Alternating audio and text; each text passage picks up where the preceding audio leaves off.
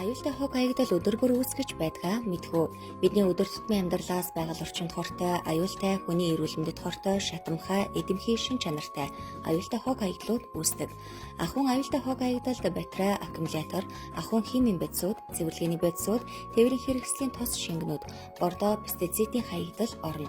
Эдгээрээс гадна шатамхай шингэнүүд, даралтад савлсан хий, өдрийн гэрэл, будаг, цахим цахилгаан хэрэгслийн хаягдал, телевизор, компьютер, гар утасч аюултай хог хаягдал болтгоо.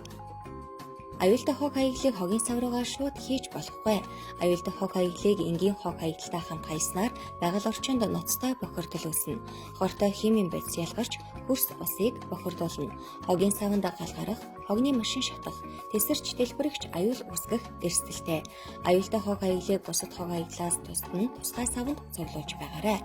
Түүнийгээ дахин боловсруулдаг, устгадаг зөвшөөрөлтөг компанид өгөөрэй. Энэ нь амьсгалах агаар, уух ус, амьдрах орчноо хамгаалахад өөрийгөө болон бусдыг хүчлэхөөс сэргийлэхэд оруулж байгаа таны хувь нэмэр болох юм шүү.